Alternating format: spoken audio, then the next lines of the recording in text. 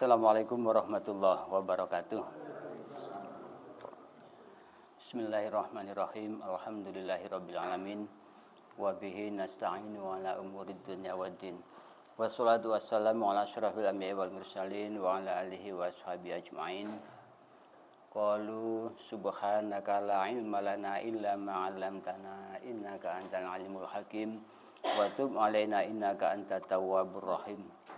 Qala rabbi shrah li sadri wa yassir li amri wahlul 'uqdatam min lisani yafqahu qawli, amma ba'du. Bapak-bapak, ibu-ibu jamaah RW 16 rahimakumullah.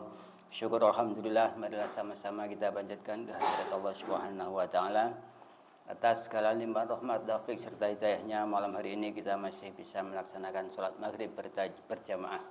Mudah-mudahan salat maghrib yang baru saja kita tunaikan diterima oleh Allah Subhanahu wa taala, dan mudah-mudahan kita bisa istiqomah melaksanakannya. Amin ya rabbal alamin. Shalawat serta salam marilah sama-sama kita aturkan pada junjungan kita Nabi besar Muhammad sallallahu alaihi wasallam yang selalu kita nantikan dan kita rindukan syafaatnya. Bapak-bapak, ibu-ibu jamaah rahimakumullah. Alhamdulillah juga malam hari ini kita masih bisa melanjutkan taklim kita. Mudah-mudahan apa yang kita kaji malam hari ini menjadi ilmu yang manfaat, barokah fid dini wa dunya wal akhirah. Untuk itu sebagaimana biasa, marilah sama-sama kita tabarrukan lebih dahulu ila hadratin Nabi Mustafa sallallahu alaihi wasallam wa ala alihi wasallam. Wa khususan ila ruhi Syekh Al-Alamah Hujjatul Islam Abu Hamid Muhammad bin Muhammad Al-Ghazali qaddasa sirrahu bisril Fatihah. A'udzu billahi minasyaitonir rajim. Bismillahirrahmanirrahim. Alhamdulillahirabbil alamin arrahmanir rahim maliki yaumiddin. Iyyaka na'budu wa iyyaka nasta'in. Ihdinas siratal mustaqim, siratal ladzina an'amta 'alaihim ghairil maghdubi 'alaihim waladdallin. Amin. Mohon maaf bagi Bapak Ibu yang menantikan tayangan kemarin. Sengaja dipending dahulu karena ada revisi ya, ada request dari jamaah supaya ada Husli ini diulang kembali ya, karena materinya ini sangat penting sekali, dan ini sekaligus sebagai koreksi barangkali selama ini mandi jinabat kita belum sesuai dengan yang dikehendaki oleh syariat. Untuk itu alangkah baiknya kalau kita ulangi lagi tentang bab adabul husli ya.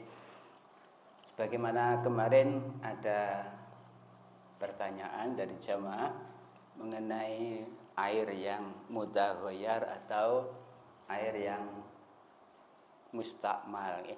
Jadi intinya air yang bisa dipakai untuk bersuci itu adalah air yang sifatnya thahirun mutahhirun, suci dan mensucikan, atau disebut juga dengan air mutlak ya. Air mutlak artinya tidak mempunyai nama yang pasti. Kalau dia ditaruh di ember namanya air ember, kalau ditaruh di kolam namanya air kolam, ditaruh di bak mandi namanya air ledeng ya, nama air apa ya? Tidak punya air bak ya, jadi tidak punya nama yang paten, itu disebut air mutlak. Adapun macam-macam air yang bisa digunakan untuk bersuci berdasarkan mazhab Syafi'i itu ada 7 ya. Yang pertama air sungai. Meskipun kalau dilihat tidak sejernih air PAM PDAM, walaupun agak kuning-kuning dikit, tapi hakikatnya itu suci ya.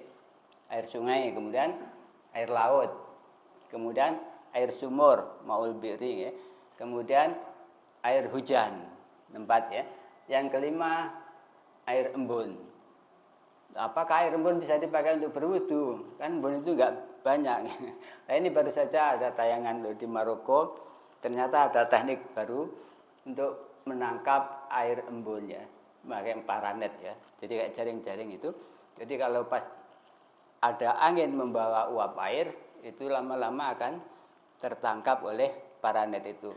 Dalam 1 meter persegi paranet itu dalam sekian jam bisa menghasilkan air beberapa liter ya. Karena di Maroko termasuk daerah panas ya, air itu sangat mahal. Jadi dikembangkanlah ilmu untuk menangkap air embun yang disebut memakai teknologi paranet itu tadi ya. Kemudian yang keenam, air salju. Ya. Air salju apabila dalam suhu tertentu mencair, itu bisa digunakan untuk bersuci. Kemudian air laut. Jadi 7 macam air itu yang bisa digunakan untuk bersuci. Kapan? Ya? Air kolam renang. Kolam renang boleh karena lebih dari 2 kula. Ya. Meskipun mungkin di situ ada anak kecil yang pipis di situ, ya. Karena itu sifatnya tidak merubah sifat-sifat air. Sifat air itu meliputi launun warnanya, kemudian rauhun baunya, ya, tokmun rasanya. Ya. Selama rasanya tidak berubah, itu tidak akan merubah status kesucian air. Ya. Boleh, tapi juga dilihat kolamnya. Kalau kolamnya hanya 1 meter persegi, ya. Kemudian ada anak kecil pipis, itu sudah pengaruh, ya. Jadi batasannya ini tinggal melihat berapa luas kolamnya itu, ya. Jadi selama tidak berubah sifat-sifat air meliputi warna, rasa, dan bau, maka status air itu tidak najis. Kalau air itu lebih dari 2 kula, ya. Itu pun kadar najisnya juga tentunya ada batasan tertentu, ya. Sesuai dengan keluasan dari kolam tadi. Kalau misalnya kita membuat bak mandi, hendaknya itu minimal lebarnya itu 60 cm, panjangnya 60 cm, tingginya 60 cm. Jadi kalau berbentuk kubus, apa itu? Kubus. Jadi volumenya sekitar 60 kali 60 kali 60, 216.000 cc, 216.000 cm atau 216 liter. Jadi kalau air itu penuh, maka isinya 216 liter, itu disebut 2 kula. Jadi seandainya kita mandi di situ, tapi dengan catatan air tetap mengalir, ya, tambah. Jadi pada saat itu kita misalnya berwudu kok anggota badan kita yang mengarah ke kolam itu, ke tempat itu boleh. Tapi kalau kurang, maka airnya yang harus mengarah kepada bagian tubuh kita, ya. Demikian juga misalnya ibu-ibu yang biasa mencuci pakaian, ya. Kalau air itu kurang dari 2 kula, maka jangan barang yang kita cuci yang masuk ke airnya yang mengarah kepada benda yang kita cuci. Makanya dari itu kalau kita makan di warung, mohon ini hati-hati, ya. Kalau kira-kira warungnya itu ada wastafel untuk mencuci piring atau mangkoknya, baru kita berani makan di situ, ya. Karena airnya mengalir yang untuk mencuci piring. Tapi kalau hanya berupa ember dicelup, walaupun 3 ember, pertama ini baru yang disabun, kemudian belasan pertama, kedua, tetap statusnya air itu tidak tohirun mutohirun, gitu. Jadi, nah apalagi ini makanya sebaiknya jangan pakai mangkok di situ, gitu. Lebih baik dibungkus dimakan di rumah, gitu. Jadi perlu kita perhatikan tentang kesucian dari hal yang kita makan, ya.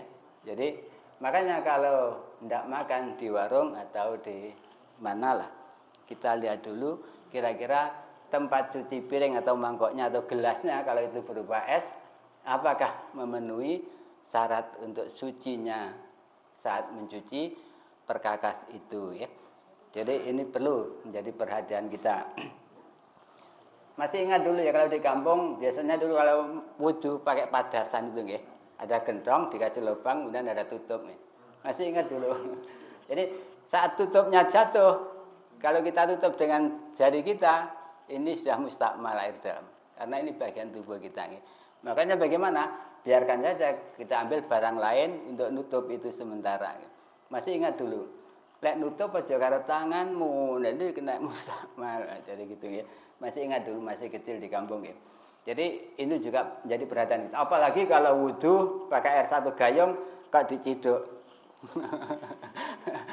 Ini masih banyak kita lihat, ya. Kalau orang yang tidak pernah ngaji, kalau terutama bukan mazhab Syafi'i terutama, ya, mereka menganggap itu boleh. Jadi cukup 1 air gayung itu untuk kumur, kemudian basuh hidung. Jadi dicawuki gini. Wudhunya seperti itu. Jadi itu tidak memenuhi standar air 2 kula tadi, maka mestinya airnya yang mengarah ke bagian tubuh yang akan kita basuh, bukan anggota tubuh kita yang mengarah atau masuk ke gayung tadi, ya. Mestinya ciduk baru airnya yang mendatangi bendanya. Jadi Ini prinsip dasar di dalam bersuci ya. Jadi pertama harus kita perhatikan dulu status airnya itu. Apakah betul-betul suci, mensucikan, tohirun mutohirun. Karena selain yang macam 7 tadi, status air itu ada yang suci tetapi tidak mensucikan, yaitu air yang sudah bekas dipakai, disebut mustakmal ya. Makanya dari itu, kalau dari segi kemarin itu mungkin waktu mandi itu sebaiknya dari arah bawah dulu, itu mandi secara umum, bukan mandi wajib. Kalau mandi wajib, mandi jinabat sebaiknya memang dari atas dulu ya. Khawatirnya kalau nanti dari bawah, saat kita membasuh bagian yang atas, nanti tetesan air itu akan mengenai tubuh kita yang sudah kita basuh. Ini akan pengaruh kepada kesucian dari bagian yang sudah kita basuh ya. Jadi kalau mandi jinabat tetap sebaiknya dari atas ya. Jadi 3 kali basuh kepala, kemudian 3 kali bagian kanan, 3 kali bagian kiri, kemudian dikosoi juga bagian depan, bagian belakang ya. Jadi ini garis besarnya mandi secara syar'i. Udah itu marilah sama-sama kita lanjutkan materi kita ya. Bismillahirrahmanirrahim. Adabul husli. Adapun adab tata keramanya mandi. Faidha sobatka, maka ketika menimpa atau mengenai engkau janabatan jinabat min ihtilamin karena mimpi basah, awiqain atau karena jima, fahmilil ina'ah maka ambillah padah atau tempat air ilal muhtasili ke tempat mandi atau ke toilet. Sekarang umumnya toilet ya. Wasil dan basuhlah yadaika kedua tanganmu awalan permulaannya salasan 3 kali. Jadi yang pertama kita basuh adalah tangan, terutama telapak tangan ini ya. Kita basuh dulu, kita bersihkan. Wa'azil dan hilangkanlah ma'ala badanika apa-apa yang ada pada badanmu min qazarin dari kotoran. Kita bersihkan dulu kotoran yang mungkin melekat pada tubuh kita. Ini ada pertanyaan juga kemarin. Kalau misalnya mandi gitu kok tidak pakai sampo apa boleh? Tidak pakai sabun apa boleh? Boleh ya. Karena itu tidak menjadikan syarat atau rukunnya mandi. Tidak mempengaruhi sah atau tidaknya mandi. Yang wajib itu adalah tadi itu syaratnya airnya betul-betul tohirun mutohirun, suci mensucikan. Adapun memakai sabun itu sunnah ya. Karena supaya dari segi kesehatan pun badan kita itu terjaga. Kalau mandi jinabat itu intinya hanya mandi secara rohani ya. Jadi fisiknya secara fisik baru memakai sabun. Jadi seandainya tidak memakai sabun atau tidak memakai sampo sah. Makanya justru mandinya itu diselesaikan dulu baru kemudian memakai sabun atau sampo. Perlunya apa? Supaya kalau misalnya kita basuh kemudian kita pakai sampo, padahal mandi kita belum selesai, mandi jinabatnya belum semua sesuai dengan rukunnya yang harus dibasuh ya. Maka air yang mengenai kulit kita itu sudah tercemar oleh sampo atau sabun. Jadi untuk itulah maka mandinya itu sebaiknya sesuai dengan rukunnya dulu diselesaikan. Misalnya ya tadi itu ya, basuh kepala, rambut, kemudian sebelah kanan bagian badan kita, sebelah kiri basuh 3 kali, depan belakang, selesai sampai kaki, baru setelah itu gunakan sampo. Istilahnya pemakaian sampo ini sudah di luar rukun mandi jinabat tadi ya. Jadi sudah di luar rukun mandi wajibnya tadi. Tinggal istilahnya itu dari segi kebersihan menurut kesehatannya. Demikian juga kemarin itu ada ini dari Buya Yahya ya, juga ada istilah tutorial dalam mencuci memakai mesin cuci ya. Jadi biasanya ibu-ibu bagaimana? Kan langsung masukkan mesin cuci sekaligus sabun ya. Jadi ini juga menurut beliau kurang tepat. Sebaiknya selama di dalam pakaian kita itu tidak ada najis yang ainiyah, misalnya kotoran anak ya atau bekas pipis, itu harusnya kita bersihkan dulu sampai hilang ainnya atau wujudnya. Kalau sudah tidak kelihatan, tidak terasa bau, baru dimasukkan ke mesin cuci. Sudah, masukkan mesin cuci, diputar sekali, Setelah itu diguyur sekali lagi, diputar, dibuang. Itu sudah suci ya. Kalau memakai sabun, setelah itu baru dipakai sabun. Ya. Jadi jangan direndam langsung dikasih sabun. Ya memang boleh, tapi nanti harus dibilasnya itu justru malah banyak membuang air. Ya. Jadi sebaiknya dicuci dulu sesuai dengan syariat. Yang penting dikocok dulu, setelah itu dibuang, baru diguyur tanpa ditutup ini kerannya itu. Diguyur sampai air itu betul langsung terbuang. Itu sudah suci secara hukum, secara hukmiah. Baru kalau mau membersihkan kotoran yang misalnya nun sewu, bekas daki atau apa-apa, itu baru disabun. Intinya itu sudah suci secara syar'i. Jadi intinya sabun itu hanya aksesorisnya saja. Yang penting kesuciannya dulu baru kebersihan. Jadi sesuatu yang bersih belum tentu suci, tapi kalau yang suci insya Allah bersih. Jadi ini tip dari Buya Yahya di Al-Bajah TV itu. Mungkin kalau memang ingin mempelajari agama, kalau menurut kita syariat mazhab Syafi'i itu baik untuk dijadikan acuan. Kalau yang lain-lain itu masih meragukan, kecuali kalau kayak Gus Baha itu sudah paten ya, tidak diragukan lagi. Jadi intinya kalau belajar dari YouTube atau dari media sosial, hendaknya kita pilih yang memang betul-betul sanad keilmuannya itu tidak meragukan lagi. Ya. Jadi itu tadi sebagai tambahan. Watawaddo, kemudian berwudulah. Jadi setelah kita amati bagian tubuh kita yang kotor itu kita bersihkan. Watawaddo, kemudian wudulah. Kama sabako, sebagaimana yang telah lalu, telah lewat keterangannya. Wudu'uka wudu'mu lissolati, untuk sholat. Jadi wudu'nya seperti wudu ketika kita hendak sholat. Cuma niatnya ditambahi ya. Nawaitul wudu'a lirafil hadasil lisunnatil husli lillahi ta'ala ya. Jadi inilah perlunya nanti kalau kita sudah ini mohon disampaikan kepada anak cucu kita yang menjelang akil balik ya. Nanti menjelang nikah supaya saat membina rumah tangga nanti karena biasanya lebih sering lagi mandi jinabat ya. Untuk itu harus kita ajarkan kepada mereka karena itu kewajiban kita sebagai orang tua ya. Jadi watawaduk dan wudu'lah kama sabaqah, sebagaimana yang telah lalu, telah lewat. Wudu'uka wudu'mu li sholati, untuk salat wudunya seperti biasa.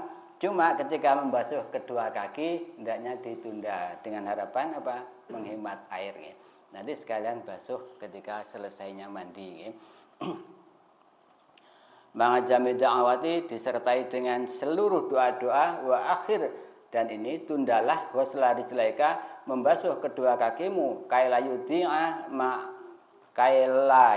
ma, supaya tidak tersia-sia air. Faidha farokta, maka setelah selesai engkau minal wudu, dari wudu, fasubbal ma, maka tuangkanlah air, ngala roksika, atas kepalamu. Jadi setelah wudu selesai, sunatnya mandi tadi ya.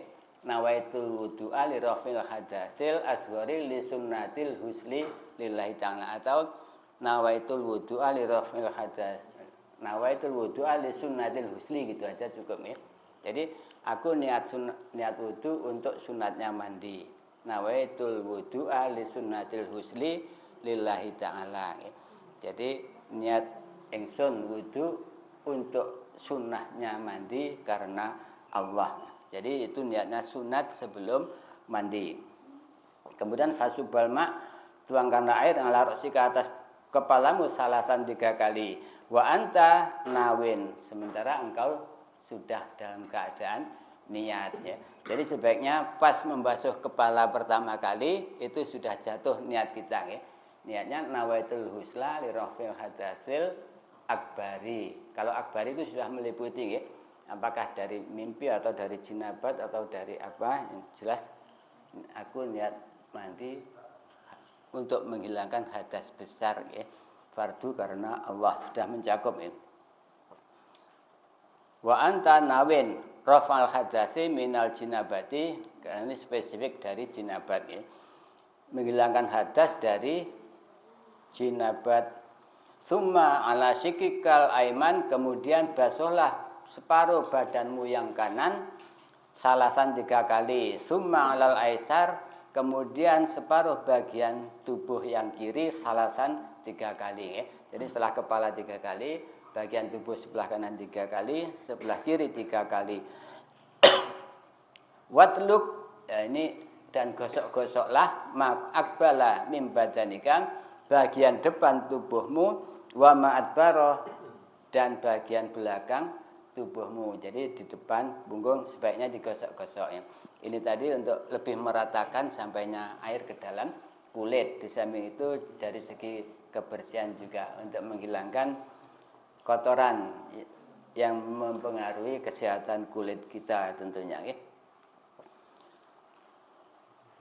Wa khalil, dan sela-selailah sya'ra rasika, rambut kepalamu. Jadi di sela-sela ini ya.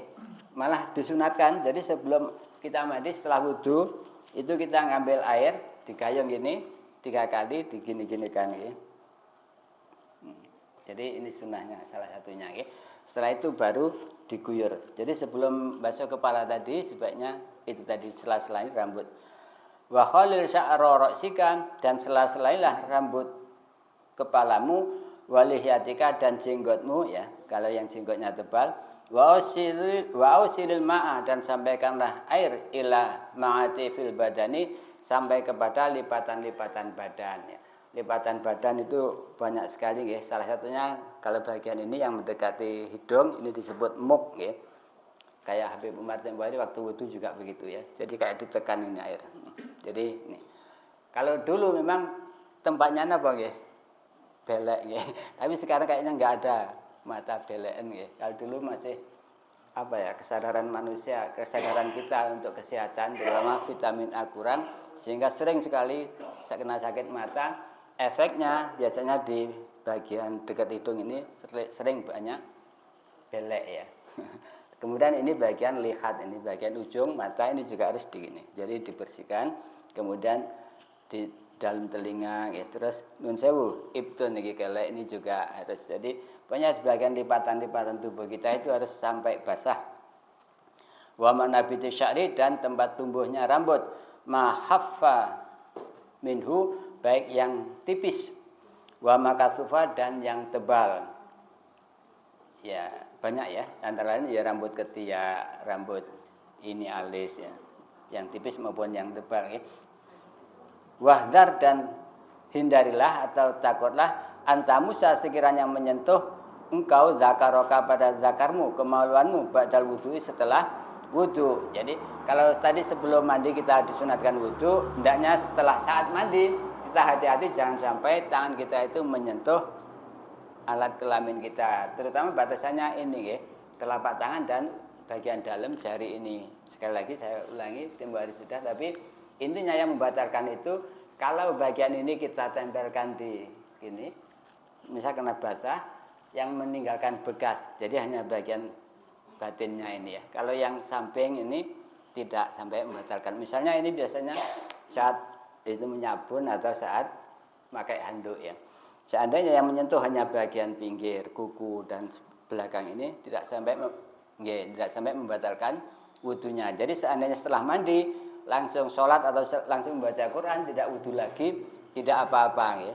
Jadi karena tadi sebelum mandi kita sudah wudu. Ya. Walaupun itu wudu untuk niatnya sunatnya mandi, tetapi boleh dipakai untuk ibadah yang lain. Ya.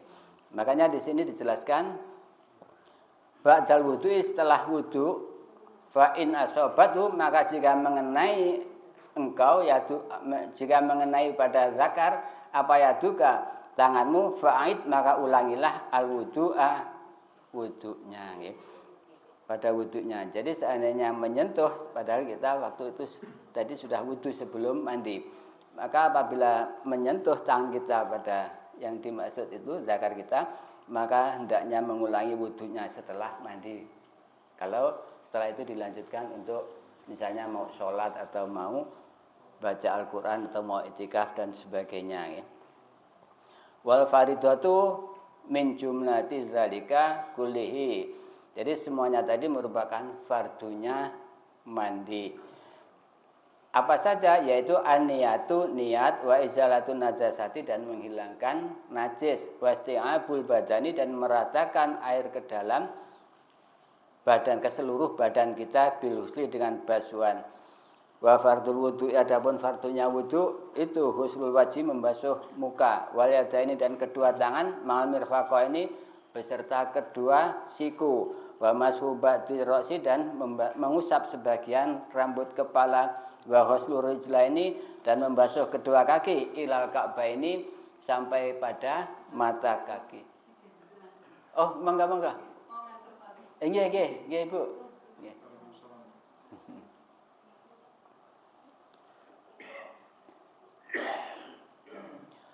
Jadi fardunya mandi kalau melihat di sini hanya 3. Yang pertama niat, kemudian menghilangkan najis yang mungkin ada di dalam badan kita, kemudian meratakan air ke seluruh badan dengan basuhan. Ya.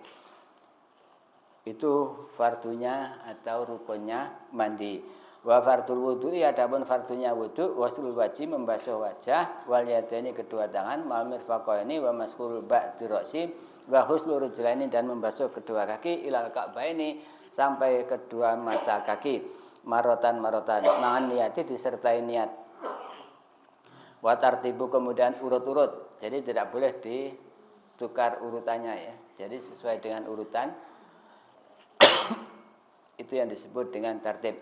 Wa ma'adaha sunanun mu'akkadatun fadluha, jadi mengerjakan sunah-sunah dalam ibadah itu sangat ditekankan, mu'akkad ya, karena fadluha kasirun, banyak sekali keutamaan-keutamanya, wa sawabuha, dan pahalanya sunnah itu jazilun, sangat besar.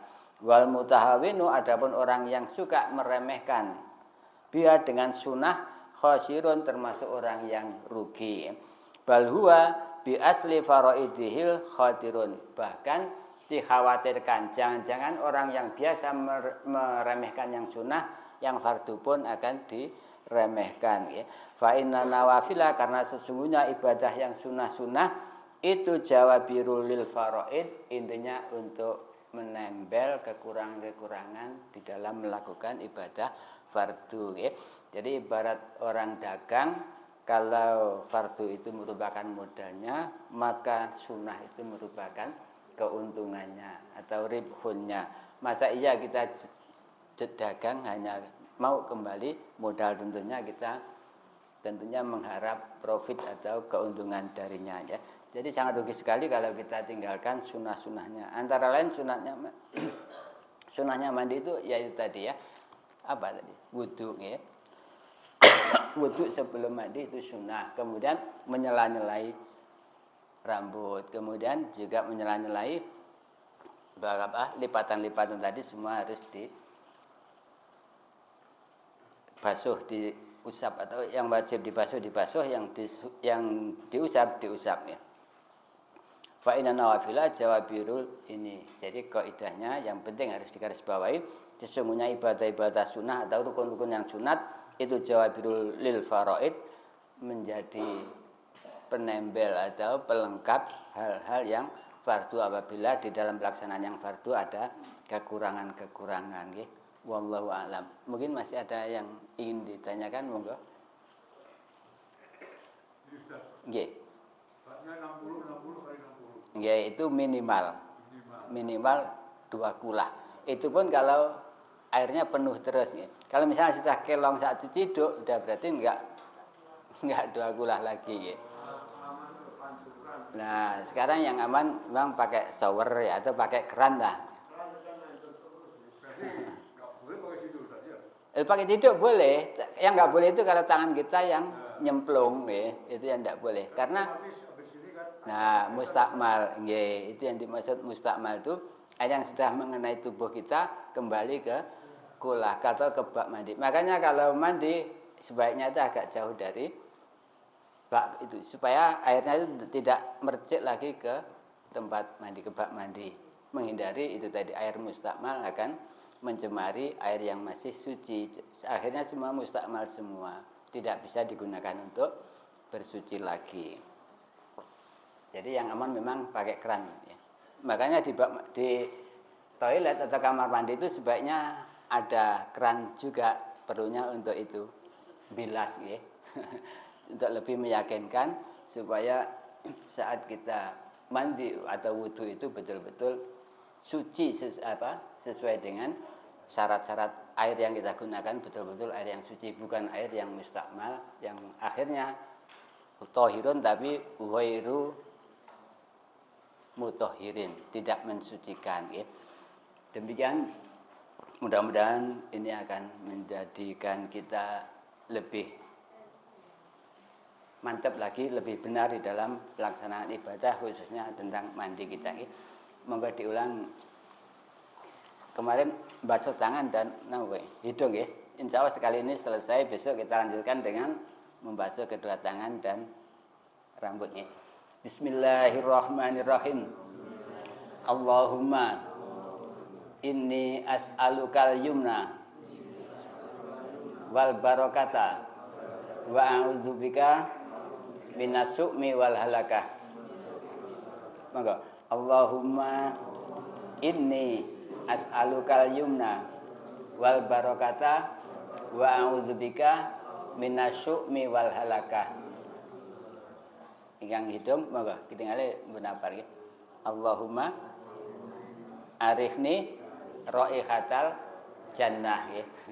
Allahumma arifni raihatal jannah. Sekali lagi.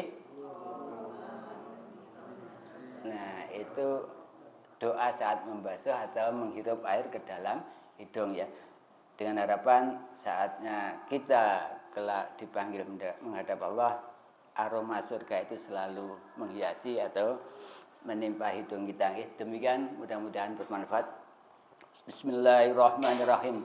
Subhanakallahumma wa bihamdika asyhadu an la ilaha illa anta astaghfiruka wa atubu ilaik. Allahumma inni istaudi'uka ma 'allamtanihi fardudu ilayya inda hajati ilaihi wa la tansanihi ya rabbal alamin. Assalamualaikum warahmatullahi wabarakatuh.